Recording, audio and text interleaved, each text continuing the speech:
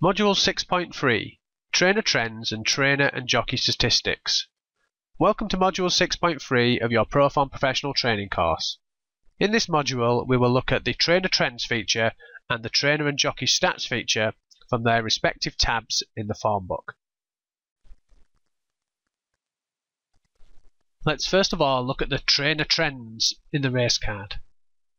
We have a race card open for the 140 at Ludlow on Wednesday the 30th of January, and we have a horse selected Cufflink which is trained by Charlie Longsdon.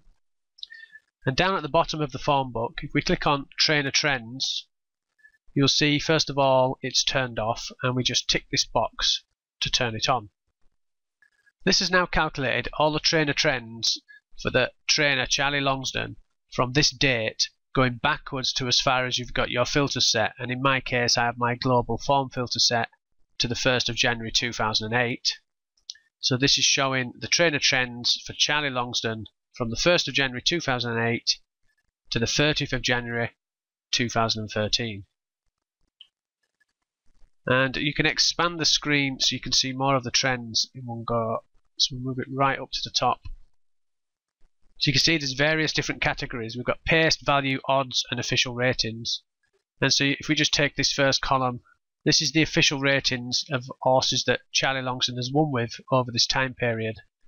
And the number of wins, the strike rate, number of places and the place strike rate, and the total number of runs. And we can scroll up and down and see the various different official ratings. And over here we've got the pace.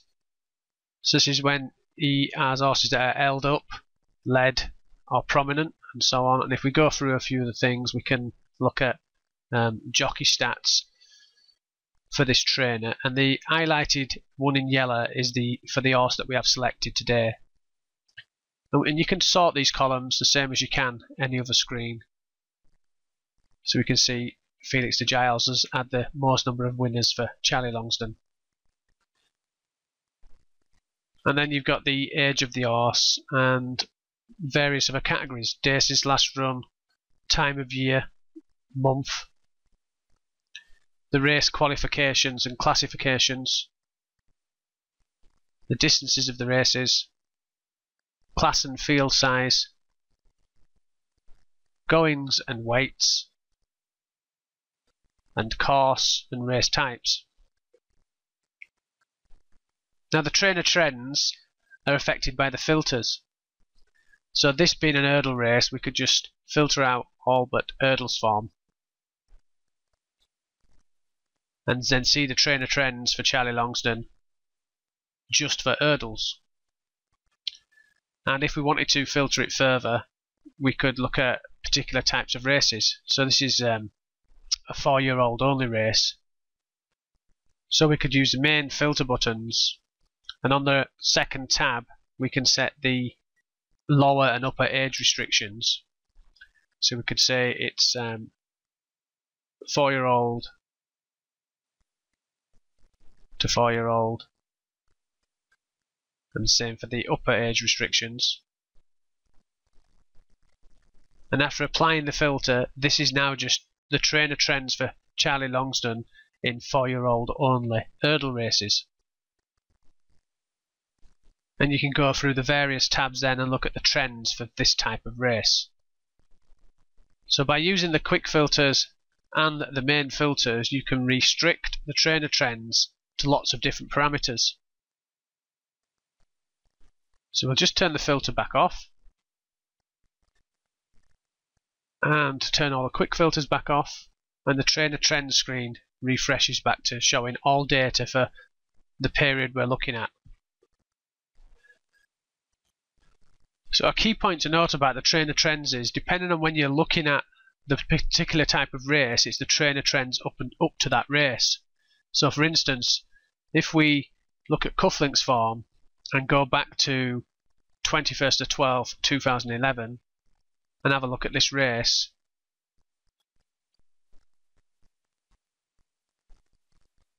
Cufflink at that time was changed by Ray Guest, and if we look at the trainer trends, the actual figures are showing you for the period 1st of January 2008 up to the 21st of December 2011. Won't include Ray Guest's trends after that point because you're looking at a certain point in time.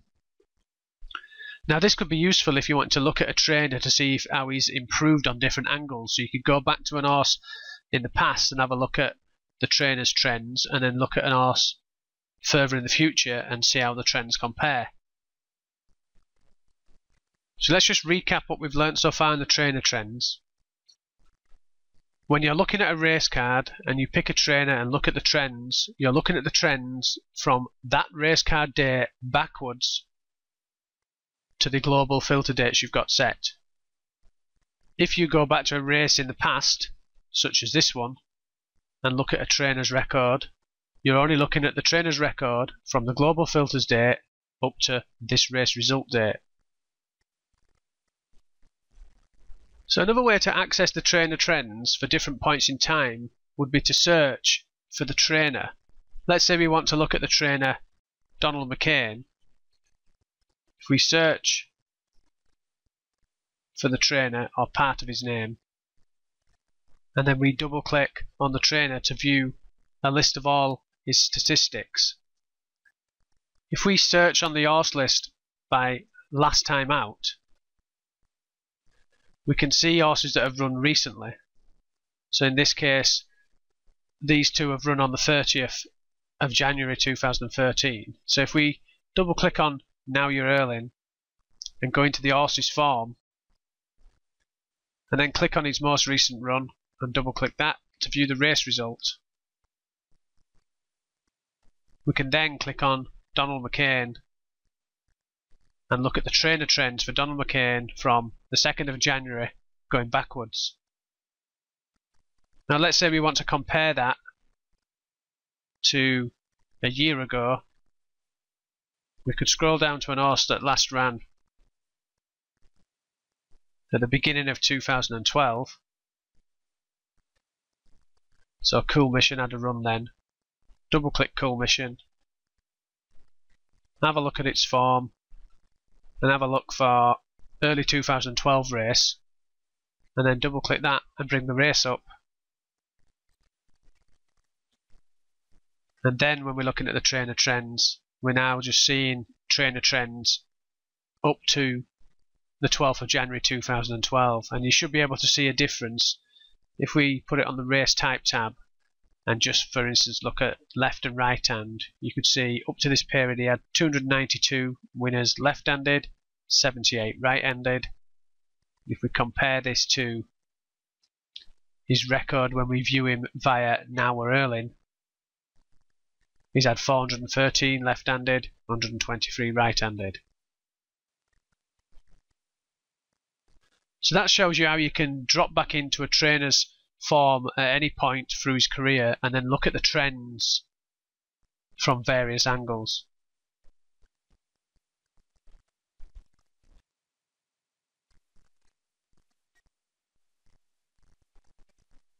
So we're now going to look at the trainer and jockey stats feature, which is another tab in the data view when looking at race cards and results. And we're on a race, the 4:30 at Leicester, on Wednesday the 30th of January. And if we click on the trainer and jockey stats tab, the first thing to note about this is it doesn't use any of the filters, and it doesn't use global filters, it doesn't use these filters, it doesn't use quick filters. When you apply initially, you're looking at all the statistics for the full database for the trainers in this race, the jockeys who are riding in this race, and their combination together. You do all the filtering from the fields above the trainer and jockey stats screen. So for instance, if we just want to look at the 7-day records of each of these, we put 7 days into the days backward from race date, click on apply, and this is now the 7-day records of the trainers, of the jockeys, and of the combination of them together.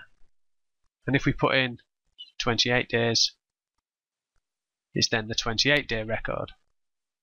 And you can sort the columns from any of the headings like you can on all the other grids. So this can be used for a variety of angles. So this is an handicap chase at Leicester. So we might say, well, let's just have a look at chases at Leicester. So we tick Leicester only, just tick chases, apply the filters, and this updates to the records of the trainers at Leicester. So David Pipe has a 40% strike rate. The jockeys at Leicester, if the jockey's not listed, then he's no form for the filters you've used. So the top jockey is AP McCoy with 39%. And the combination, Nigel Twiston Davis and his son Sam, are 6 from 18 for 33%. So you can use this in a variety of ways. If we take the course out, you could just say, I just want to look at chases that are handicaps in the month of January. Click apply. And you've now got the record of the trainers in January in handicap chases. And the same for jockeys, and the same for the combination of them too. So by mixing and matching these various filters, you can do lots of different things. And the status bar at the bottom, you will notice when we click in a field, will update with a brief description of what the filters do. So you can see we've selected a Daces last run field, and at the bottom it says enter Daces last run. 1 to 9,999 will return all, and 0 to 0 would return debut runs. And if we're on the race types, it gives you a description at the bottom. And as you can see, as you move over each of the filters, the description at the bottom changes. You can quickly reset the filters by pressing the reset button. And if it's just got a lot of runners and you need to hide the filters temporarily, you can just click on hide, and they'll disappear to the top and show to bring them back. Well, that's the end of looking at those two features on the race card that are all to do with trainer trends and trainer and jockey stats. Well, that's it for Module 6.3 training session. The trainer trends and stats features are useful tools when you are viewing a race in the form book. They can save you lots of time and throw up some interesting angles.